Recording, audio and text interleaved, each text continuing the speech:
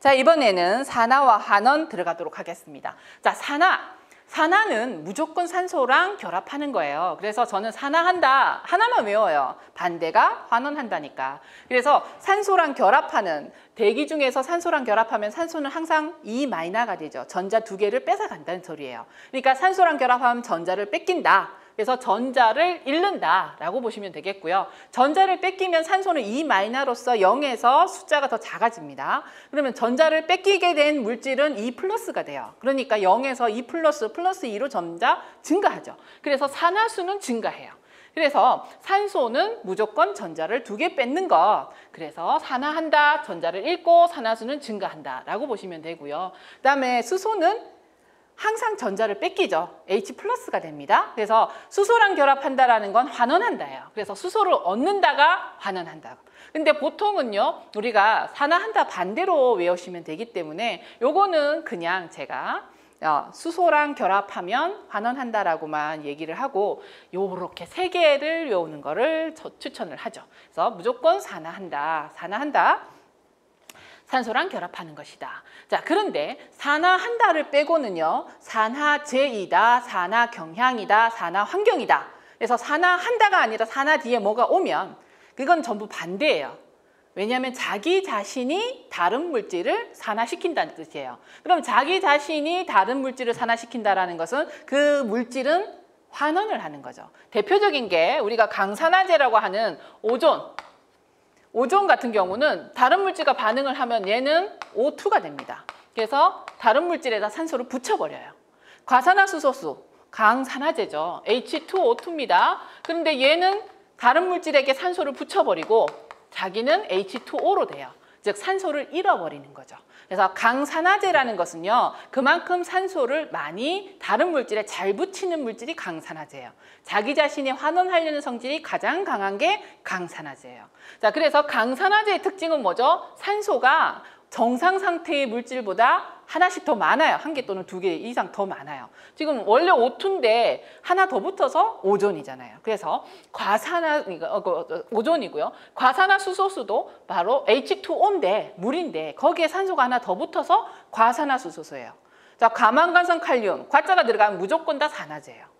자, 그러면 산원제는 거꾸로겠죠. 그래서 자기 자신이 산화하려는 성질이 너무 강해서 다른 물질에 있는 산소를 강제로 뺏어오는 물질이 환원제인데, 그러니까 다른 물질을 환원시키면서 자기 자신은 산화시키려는 성향이 강한 게 환원제예요. 자, 그러면 환원제는 주로 뭐가 붙어요? 아자가 붙죠. 산소가 부족할 때 아자를 붙여요. 아황산, 아항산, 아질산. 전부 다 산소가 한 개씩 부족한 애들이 아자가 붙죠. 그래서 과자가 붙으면 그냥 듣도 보도 안 해도 산화제, 아자가 붙으면 그냥 무조건 얘는 환원제가 되겠구나 라고 하셔도 별로 무리가 없을 정도의 그런 특징을 갖고 있습니다. 그래서 산화한다, 환원한다가 산소로 이해하면 너무너무 쉬워요. 그래서 우리 시험 문제의 다음 중 산화제가 아닌 것은, 또는 산화제가 될 수 없는 것은 이런 식으로 나오게 되는데, 물질을 일일이 다 외우는가? 는 아니에요. 그 답을 고르는 걸 보게 되면 그 답이 바로 아까 얘기했던 오존 또는 대기 중에서의 강산화제 하면은 PBZN, PAN 또는 과산화수소수, 또는 수질에 있었을 때는 산화하면서 측정하는 COD의 산화제인 중크롬산칼륨, 과망간산칼륨 뭐 이런 식으로 나와요.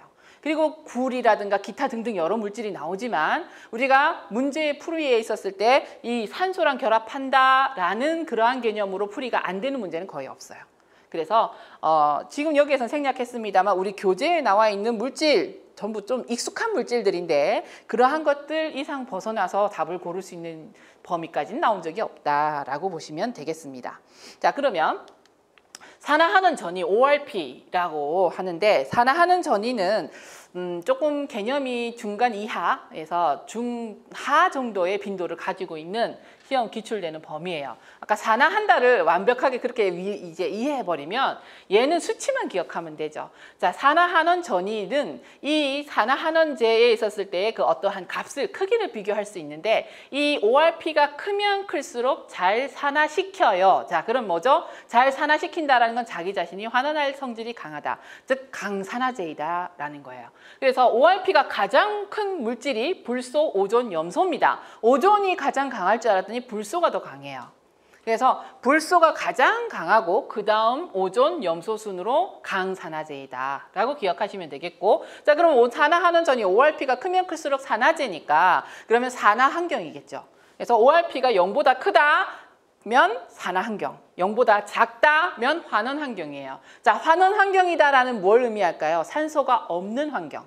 대표적인 게 지하수, 땅속 이런 곳이 환원 환경이죠.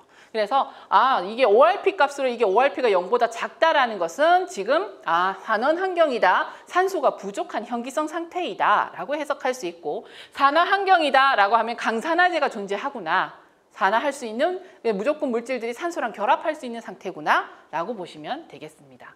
그래서 산화하는 전이 이게 뭐다? 전자를 잃고 산화되거나 환원될 수 있는 경향 정도를 수치로 나타낸 것, 이렇게 보시면 되겠습니다. 이 수식까지는 이거는 나중에 공부를 하세요.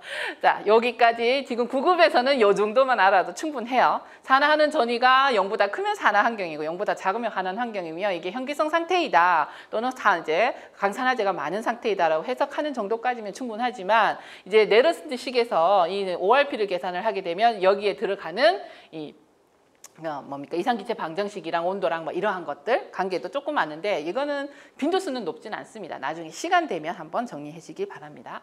자, 다음 용해도입니다. 자, 용해도, 이게 용해된다라는 개념은 예를 들면 물에 녹아 들어가면 이온, 양이온과 음이온으로 분리될 수 있다는 걸 의미해요. 그래서 고체 물질 같은 경우에는 물에 녹아 들어가면, 특히나 그 무기염들 같은 경우 이제 물에 녹아 들어갔을 때 NaCl 같은 경우 Na 플러스와 Cl 마이너로 이렇게 양이온과 음이온으로 분리가 되면서 이온이 분해될 수 있는, 용해될 수 있는 것을 말하는데, 기본적으로 용해도란이라는 것은 이건 비율이에요.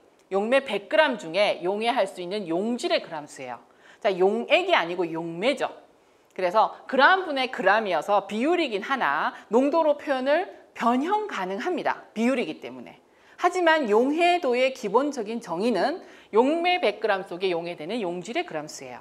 이걸 딱 꼭 찍는 이유는 보통은 용해도 하면은 농도로 전환해갖고 쓸 수 있는 형태로서 뭐 좀 두리뭉실하게 나오지만, 어떠한 개념에서는 용해도라고 하면서 수치를 딱 주어졌을 때는 우리가 이대로 대입을 해서 단위를 맞춰줄 때 정확하게 풀 수 있는 경우도 있기 때문에, 용해도에 대한 정확한 개념, 그리고 얘가 비율이기 때문에 그람 퍼 그람으로서 비율이기 때문에 우리가 다른 단위로서 변형이 가능하다 정도까지만 기억하시면 되겠어요. 이거는 뒤에 단원 확인 문제 있을 거예요. 2009년도인가 2010년도 상반기 지방직에 요걸 응용해서 문제가 나온 게 있으니까, 계산 문제 있으니까 그거 풀면서 확인하면 됩니다. 자, 그 다음 용해도 적이에요. 자, 용해도 적은 제가 이제 보통 어떠한 물질 AB라고 결합이 돼 있죠. AB라고 결합됐는데 뭐 Al2SO4 예를 들면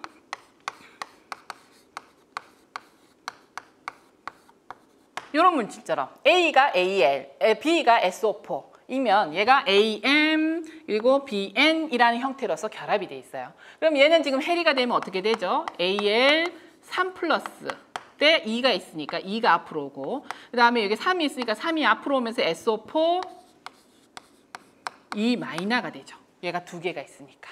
그래서 잘 보면 어떤 물질이 AMBN이라는 형태로 결합이 돼 있어서 물에 용해가 될 때는 M이 앞으로 나옵니다. 몰수가 돼요. 그리고 요 뒤에 있는 N은요, 얘가 주는 또는 뺏기는 전자수에 해당이 돼요. 여기 지금 Al2인데 이 2가 SO4 2 마이너가 됐죠.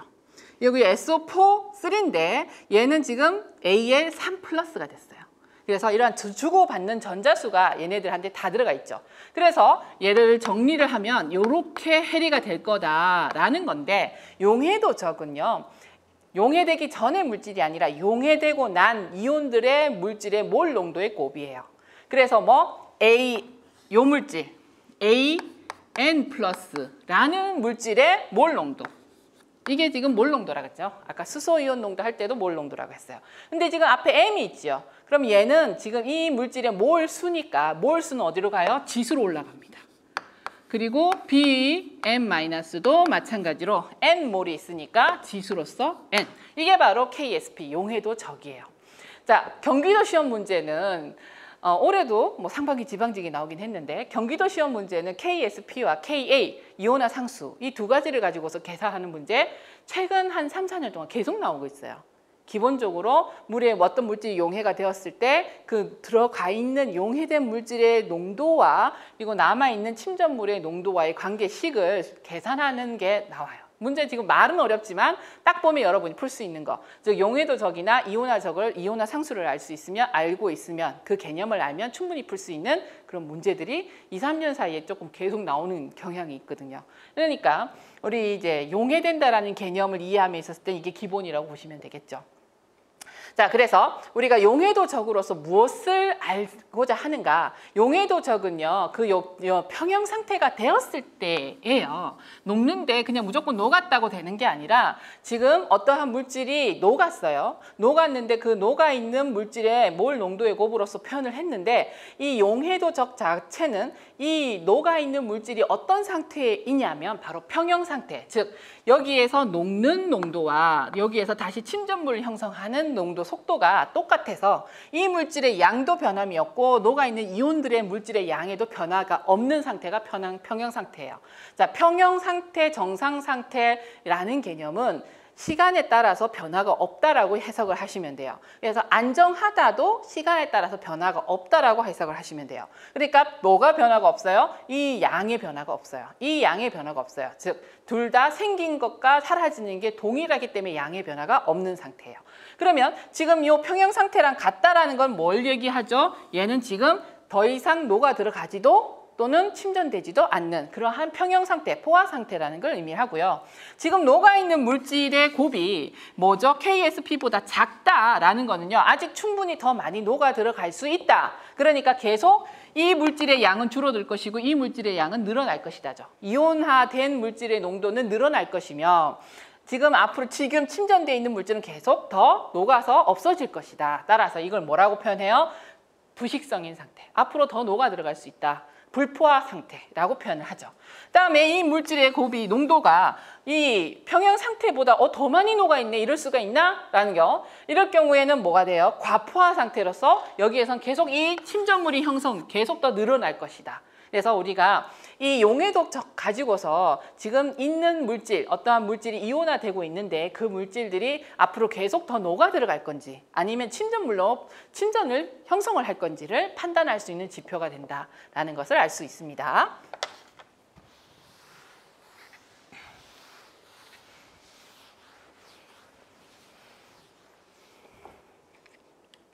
자, 그다음 이 용해도적에 있었을 때 기본적으로 우리가 이 용해도적보다 크면은 앞으로 침전물이 형성이 될 것이다. 또는 용해도적보다 작으면은 계속 더 녹아 들어갈 것이다라고 얘기를 하는데 모든 물질이 그럼 동일하게 그렇게 적용이 되는가?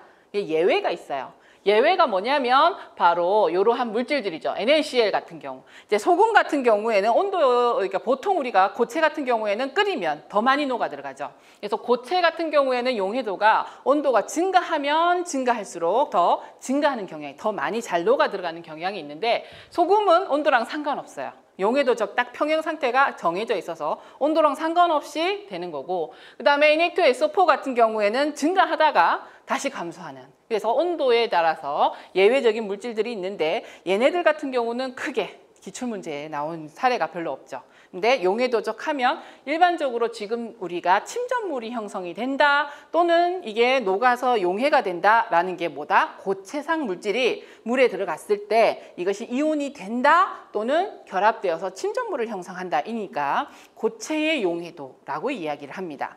자, 그 다음에 기체의 용해도라고 이야기하기는 좀 어려운데 그럼에도 불구하고 적용을 한다면 헨리의 법칙이 있어요. 자, 헨리의 법칙을 적용함에 있었을 때는 우리가 단위를 좀 주의를 해야 됩니다. 지금까지 구급시험에서 헨리의 법칙과 적용되는 관계되는 문제는 두 가지 유형이에요.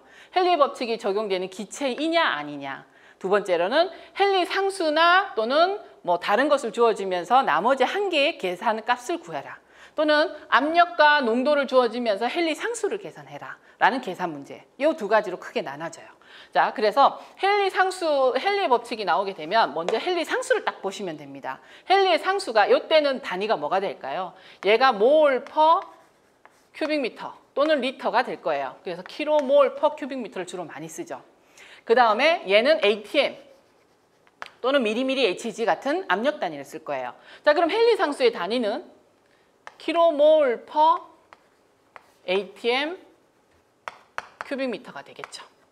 자, 대기로 넘어가면 똑같이 왜? 헨리의 법칙은 기체가 액체에 녹아 들어가는 거예요. 그러니까 대기에 있었을 때도 기체상 물질이 물에 녹아 들어가는 흡수법 같은 경우에는 이 헨리 법칙이 또 나옵니다. 자, 그럼 거기에서 또 뭐라고 쓰느냐면 P는 HC라고 써요. 어느 게 맞는 건가요? 둘 다 맞아요. 왜? 헨리의 상수의 단위가 다르니까. 여기에서는 단위가 뭐죠? ATM 큐빅미터 퍼 킬로몰이에요. 그래서 이 헨리 법칙을 가지고서 계산을 하는 문제 나오면 무조건 헨리 상수의 단위가 뭔지부터 확인하시면 이 수식을 적을 것인지 이 수식을 적을 것인지가 결정이 되죠. 그래서 P는 HC, C는 HP인데요. 자, 요거는 무엇에 기초를 한다? 이중경막설. 그래서 루이스 위트만의 이중경막설이 들어갑니다. 자, 루이스 위트만의 이중경막설은 뭐죠? 바로 이러한 경계면이 있어요. 이 경계면에 있었을 때 여기가 기상이고 여기가 액상. 그러면 두 개의 상이 접하고 있는 곳에서 물질이 이동을 합니다. 그러면 기상에 있었을 때의 물질의 농도, 물질의 변화는 이렇게 되죠. 그래서 기상에 있었을 때 물질이 이동하는 데 작용하는 근본적인 힘은 기상은 물질의 양을 뭘로 표현해요? 압력으로 표현해요. 그래서 대기 중에 물질 하면 분압이 몇 압력이다. 그래서 분압이 많다라는 건 그 물질의 농도가 많다라는 걸 얘기해요. 그럼 우리가 지금 농도가 너무 익숙하니까 농도라고 얘기했는데 액상에서는 그 물질의 양을 뭐라고 표현해요? 농도라고 표현해요. 그래서 액상에서 물질이 이동하는 근원적인 힘은 바로 액상에서는 농도차. 그 다음에 기상에서 액상으로 이동할 때 적용하는 물질이 이동하는 근본적인 힘은 분압차예요. 그래서 압력차죠. 그래서 여기 지금 압력차와 농도차가 물질의 이동에 관계한다는 식, 이게 바로 헨리의 법칙이에요. 그래서 지금 내가 그래프를 제대로 그렸나 모르겠는데 그렇게 되면 얘네들이 서로 이제 압력차나 농도차가 없어지게 되면 평형 상태가 돼요. 평형 상태가 되죠. 평형 상태가 되면 들어오는 양과 나가는 양이 같아집니다. 자, 이게 또 어디에서 적용이 돼요? 용존산수에서 적용이 돼요. 자, 용존산수에서 평형 상태가 되면 용존산수가 더 이상 안 늘어나죠. 그러니까 늘어나게 하기 위해서 어떻게 해요? 평형 상태를 깨죠. 어떻게? 평형 상태가 되어 있는 경계면을 없애버려요. 그럼 이걸 계면 재생률이라고 해요. 경계면이 다시 재생되는 거. 경계가 평형 상태가 깨지면 이게 원래 차이가 나던 대로 나타나니까 다시 또 활발하게 이동을 하죠. 그래서 경계면을 계속 평형 상태가 된 계면을 계속 깨므로 인해서 그럼 뭐죠? 유속이 빠를수록 표면이 거칠수록 뭐 이렇게 되는 거죠. 경계가 계속 깨질수록 용존산소가 이 기상에서 액상으로 넘어 들어가는 물질의 이동량이 늘어나게 되는 거죠. 그게 바로 용존산소에 적용되는데 지금 이제 여기 헨리의 법칙에서도 그거예요. 그래서 기상에서의 물질이 이동하는 건 압력에 의해서, 그다음에 액상에서 기상으로 이동하는 것은 농도 차에 의해서 이것이 적용이 된다. 헨리의 법칙. 그래서 헨리 법칙 그까지 나온 적은 없고 앞서 얘기했던 것처럼 헨리의 법칙이 적용되는 기체와 계산 문제는 이제 충분히 풀 수 있겠죠. 계산 문제에 푸는 근거는 뭐다? 헨리 상수의 단위다. 그래서 대입하면 풀 수가 있는 거고요. 그다음에 헨리의 법칙이 적용되는 기체인데 헨리의 법칙은 그러면 분압차에 의해서 이동을 해야 되고 농도차에 의해서 이동을 할 수 있는 물질이어야 돼요. 그런데 대기를 보시면 아시겠습니다만 어떤 물질은 물을 너무 좋아해서 대표적인 게 아황산가스죠. SO2 같이. 그다음에 뭐 불소화물 같이 이런 것은 염소화물, 이 염소도 마찬가지고 너무 물을 좋아해요. 그래서 물이 있으면 폭발적으로 반응을 합니다. 대표적으로 우리가 기상으로 생각 안 하고 황산 용액을 희석할 때만 하더라도 우리가 실험실에서 황산에다 물을 부으면 큰일 납니다. 터져요. 폭발합니다. 물이 엄청난 열이 발생하니까. 그래서 우리는 항상 희석수, 증류수에다가 황산 조금씩 넣어서 흔들어가면서 냉각시켜가면서 희석을 해요. 그거는 엄청나게 반응을 빨리 하기 때문에 열을 팍 내기 때문이죠. 발열 반응인데다가. 그래서 이렇게 자발적으로 하는 기체들은 헨리 법칙, 그 분압차 존재 안 해도 녹아 들어가. 그러니까 헨리 법칙이 존재할 이유가 없죠. 그냥 녹아 들어가니까. 그래서 헨리 법칙이 적용하려면 분압차에 의해서 이동하는 물질, 그다음에 농도차에 의해서 이동하는 물질. 그래서 전혀 안 녹는 불용성 물질도 안 돼요. 전혀 안 녹는 불용성 물질도 아무리 농도차가 커도 분압차가 커도 안 녹으니까. 그러면 뭐 힘에 의해서 녹을 수 있는 물질, 이 용해도가 작은 물질들만 헨리의 법칙이 적용이 돼요. 대표적인 게 아까 용존산소, 산소, 질소도 그렇지만 이제 CO2 이러한 물질들이 대표적이죠. 그래서 헨리의 법칙이 적용되는 물질들, 안 되는 물질들을 기억하는 게 훨씬 더 편할까요? 그래서 안 되는 물질들은 앞서 SO2라든지 HCl이라든지 Cl2라든지 또는 이제 불소, 불소도 굉장히 물을 잘 분해하죠. 그래서 이런 SF6 뭐 이러한 것들, HF6인가? 그렇죠. 이러한 것들이 이제 잘 너무나 녹아서 적용이 안 되면 우리가 대표적인 용존산소 이산화탄소 같은 경우에는 헨리 법칙이 잘 적용이 된다라는 걸 알 수가 있습니다. 자, 기체가 물에 잘 용해되는 조건, 요거는 용존산소 할 때 한 번 더 할 거예요. 그래서 아까 나왔던 것처럼 수중의 농도가 낮을 때, 그럼 수중의 농도가 낮다라는 건 뭐죠? 포화 농도와 지금 현재 있는 농도의 차가 크다는 소리예요. 아까 농도 차라고 했어요. 자, 앞서서 P는 HC, C는 HP라고 했는데 P는 HC. 자, 이게 뭐다? 농도가 아니라 농도 차예요. 그래서 평형 상태와 그리고 현재 있는 농도의 차이가 크면 클수록, 그래서 평형 상태가 되려면 완전히 포화된 농도가 돼야 되겠죠. 그 물이 용해할 수 있는, 그 물질을 용해할 수 있는 최대의 농도가 뭐 100%다라고 한다면 현재 0%면 엄청나게 녹아 들어가겠죠. 아무것도 없으니까. 그러면 물에 기체가 많이 녹아 들어갈 수 있는 조건은 뭐다? 물에 물질이 없어야 돼요. 순수한 물. 그래서 물질이 많으면 안 되죠. 예를 들어서 용존산소가 아니라 질소나 이산화탄소가 많이 녹아 있어도 지금 농도차가 별로 안 날 거예요. 그러니까 잘 안 녹아 들어가요. 그리고 물에 어떤 부유물질, 용존물질, 뭐 유기물 물질이 많이 녹아 있어도 농도차가 크게 안 나요. 그러면 잘 안 녹아 들어가죠. 그래서 농도가 낮을 때, 불순물이 낮을 때 이게 뭐예요? 물 수중에 어떤 물질의 농도가 없을 때, 농도차가 커질 때 잘 녹는다라는 거고요. 그 다음에 사실 여기에는 왜 없을까요? 분압차가 클수록. 지금 요거에 수질을 기준으로 하고 있죠. 그러면 수질에서 가장 헨리의 법칙이 잘 적용되는 게 뭘까요? 용존산소예요. 그럼 공기 중에 산소의 분압은 21%로 거의 변동이 없어요. 그래서 크지 않죠. 변동이 있다 하더라도 크지 않죠. 그래서 분압차가 클수록 잘 녹아 들어가지만 여기에서 없는 이유는 대기 중에 기체가 녹아 들어갈 때 대기 중에 차지하는 분압은 거의 일정하기 때문에 여기 없는 거예요. 그래서 헨리의 법칙을 보면 분압차가 클수록 더 많이 녹아 들어가는 건 맞습니다.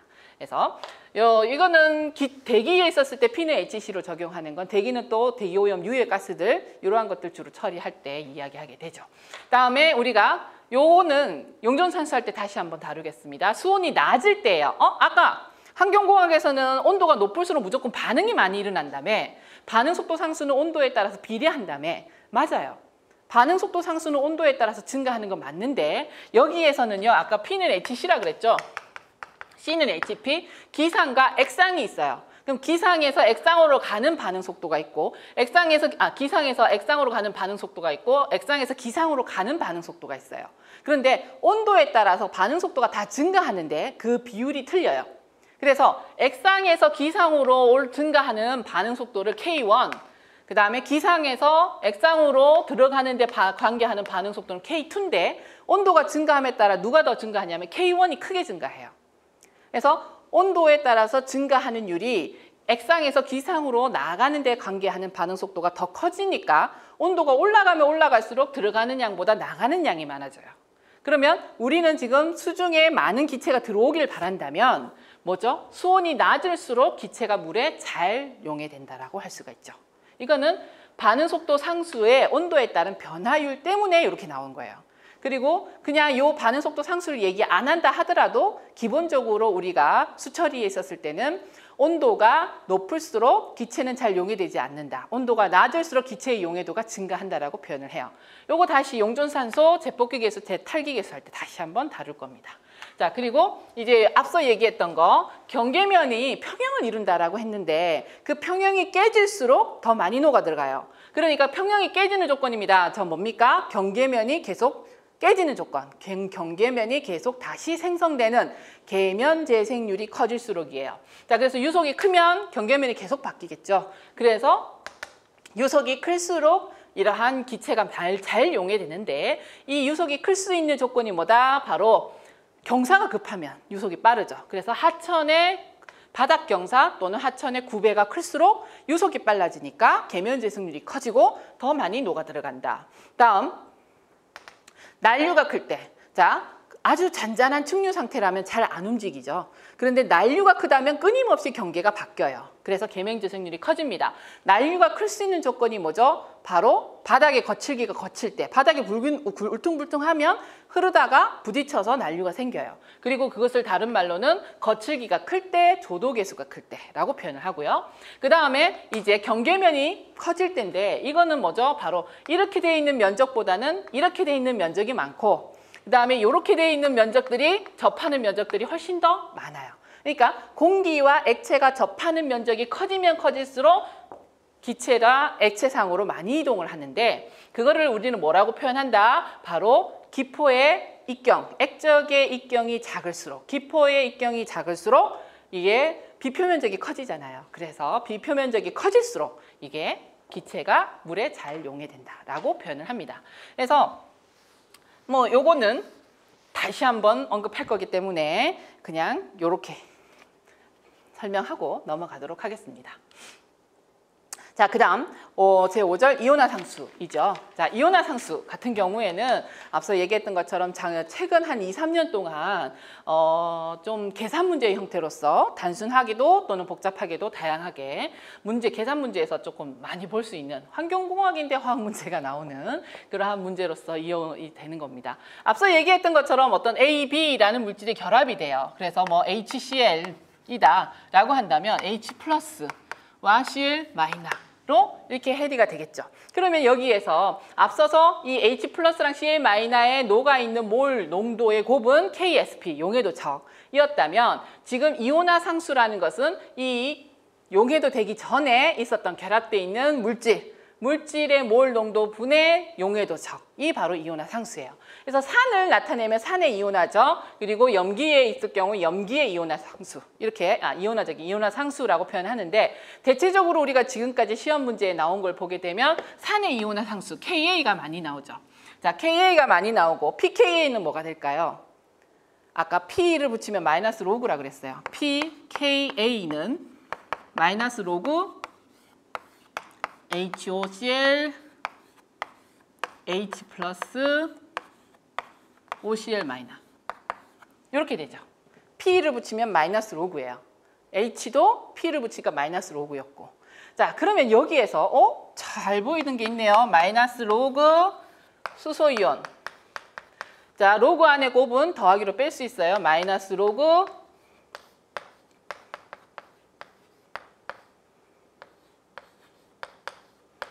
자, 이게 뭐죠? pH. 그래서 pH 주고 pKa 주고 그 다음에 이 물질을 계산하라 라는 형태로 많이 나오죠. 그래서 우리가 이온화 상수 계산 문제가 나왔다라고 하는 게 바로 이러한 형태로 응용이 되어서 나오는 경우가 많기 때문입니다. 그래서 pH 할 때 우리가 다른 계산 문제에 응용이 된다라는데 쉽게 이온화 상수 했을 때도 바로 응용이 돼요. 그래서 요 어렵지 않으니까 아까 계속 이온화적 그리고 이온화 상수 그리고 pH 얘라는 개념에서 계속 언급이 됐기 때문에 어렵지 않게 여러분들이 정리할 수 있다라고 보여집니다. 자, 여기 지금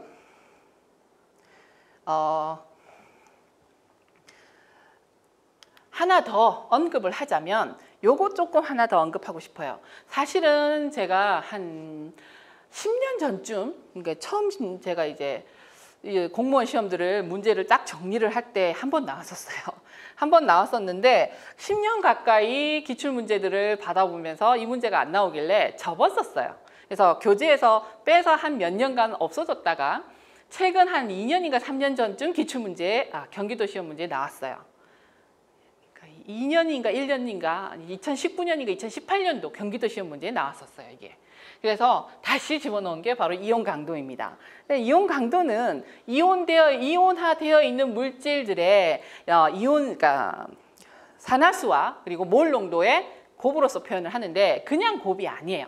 그냥 곱이 아니어서 농도 곱하기 이온화산화수의 제곱에 대한 개수로 합니다. 이게 제가 지금 오늘따라 말이 잘 안 풀려요. 정말 오래간만에 말을 해서 그런가 몰라도. 자, 그러면 예를 한번 들어서 수식은 예를 들어서 이해하는 게 훨씬 더 좋죠. NaCA2 플러스가 2몰이 있고요. 그 다음에 Na 플러스가 1몰이 있어요. 그 다음에 Mg2 플러스가 3몰이 있어요. 자, 그랬을 때 이 물질들이 녹아있는 용액의 이온 강도를 계산하시오 하면 I는 2분의 1 전체 C 2몰 곱하기 산화수 2의 제곱 플러스 1몰 곱하기 1의 제곱 플러스 3몰 곱하기 2의 제곱 이렇게 계산이 되죠. 그래서 이온 강도는 어떤 이온들이 물에 녹아 있을 때 그 강도, 이온의 강도에 대해서 나타내는 개념이다라고 해서 이 정도 문제 정도로 정리하시면 될 것 같습니다. 그래서 2, 4, 2, 8, 1, 4, 12, 그래서 13, 21 따라서 2분의 21 이렇게 되는 게 이온 강도예요. 네. 요게 계산한 문제 딱 나왔었는데 순간 한 몇 년간 안 다뤘는데 이 문제가 나오다니 라고 했는데 또 몇 년간 안 나올 수도 있다라는 불안감은 좀 있어요. 자주 빈도수는 높지는 않고 가끔 진짜 한 10년에 한 번씩 나오는 문제인 것 같긴 한데 그렇다고 그게 최근에 나왔는데 앞으로 10년간 안 나온다고 말은 또 할 수가 없어요. 그래서 다시 한번 언급을 해서 확인을 하고 있습니다. 자, 그래서 이온화 상수까지 우리가 지금 이온과 관련되어 있는 기본적인 개념들 요 이후로 더 들어가면 화학이에요. 그래서 화학 문제에서 다루시는 게 더 낫습니다. 그래서 우리 환경공학 문제에서 그나마 좀 화학과 관련된 문제 같은데 계산 문제에서 자주 볼 수 있는 것들이 이런 정도 범위가 되고요. 나머지 요거는 좀 상식입니다. 그래서 어쩌다 한 번씩 나오는 빈도수 최하에 분류가 되긴 한데 최하에 분류되면서도 학생들이 가끔 많이 혼동이 돼요. 그리고 우리가 지금 환경공학이죠. 공학이면 기본적으로 알고 있어야 되는 단위들이에요. 그래서 그것들을 찾아보는 데 시간이 걸릴 것 같아서 좀 많이 언급되고 있는 것들 위주로 SI 기본 단위로서 표현을 했습니다. 그래서 뭐 길이, 질량, 시간 다 아실 거고 전류는 별로 안 써요. 우리 안 써. 전류는 별로 안 쓰고 켈빈 온도 씁니다. 그리고 물질의 양, 몰 농도나 노르말 농도 쓰죠. 그리고 광도, 칸델라 같은 경우도 거의 안 써요. 자, 요거는 환경 복원하실 때 실내 공기에서 실내 환경이죠. 조도. 이런 것 할 때 조금 언급이 될까? 환경공학에서는 언급 안 됩니다. 그다음에 이제 기본 단위로서 동점성 계수와 점도, 밀도 요 세 개는 이거는 상식으로 알고 계셔야 돼요. 그래서 요거는 기출문제에 간간히 나오죠. 그래서 뭐 동점성 계수, 그러니까 다음 중 단위에 대한 설명 틀린 것에서 쭉 설명했는데 주로 꼬아 놓는 문제가 틀리게끔 표현하는 게 요 세 개예요. 그래서 동점도, 그다음에 점도. 동점도와 점성계수와 점도. 그래서 요 두 개는 좀 잘 알고 계시는 게 좋겠고 요 방사능과 관련돼 있는 것은 2011년도 쓰나미가 있었죠. 그래서 그때에 원전이 파괴되면서 인근 나라에 일본에 원전이 파괴되면서 방사능에 대한 위험이 나와서 그 이후 꾸준히 간간히 조금 반복이 되는 방사능에 대한 문제가 나올 때 그렇게 깊게는 안 나와요. 방사능에 대한 단위 확인하는 거였고 그다음에 방사능의 종류, 알파선, 베타선, 감마선, 뭐 엑스레이 이러한 선의 종류들 그 정도까지만 문제가 나왔었는데 그때 나왔던 단위들입니다. 그래서 방사능을 나타내는 단위는 지금 이 두 개는 같은 종류고요. 베크렐은 달라요. 그래서 방사능을 나타낸 단위들을 보게 되면 지금 환경공학에서 언급되고 있는 게 베크렐 같은 경우에는 실내 공기 오염에 있었을 때의 방사능 라돈의 단위로 나타내요. 그래서 이거는 방출되는 에너지 양이에요. 그래서 에너지를 방출할 수 있는 그러한 양으로서 나타나는 게 베크렐, 그다음 큐리 이런 것들이에요. 피코 큐리였어요. 베크렐로 바뀌기 전에. 그리고 그레이, 라돈, 그러니까 그레이, 시버트, 미리 시버트 주로 우리가 뉴스에서 접하는 게 미리 시버트라는 단위죠. 그게 뭐냐면 바로 흡수 선량 단계, 선량 당량 또는 흡수 성량 뭐 이런 거예요. 이건 뭐냐면 우리가 방사능에 노출되었을 때 우리 몸이 흡수되어서 피해를 일으킬 수 있는 정도예요. 그래서 이것은 뭐 우리 몸의 근육에 주로 작용하는 게 있고, 그 다음에 뭐 간에 이런 그 안에 있는 기관에 작용하는 게 있고, 갑상선에 작용하는 게 있어요. 근데 이러한 것들이 있는데, 그러한 각각의 좀 노출되었을 때 강도가 더 심한 곳은 가중치를 두어서 그에 대한 피해 정도를 같이 고려하게끔 하는 게 바로 이러한 당량들입니다. 그래서 단위는 얘는 흡수되었을 때의 피해 정도를 파악할 수 있는 크기, 베크렐은 에너지를 방출하는 크기라고 조금 다른 크기다라는 개념으로 보시면 되겠습니다. 그래서 여기까지 일단 챕터 1의 기본적인 내용은 마무리하도록 하겠습니다.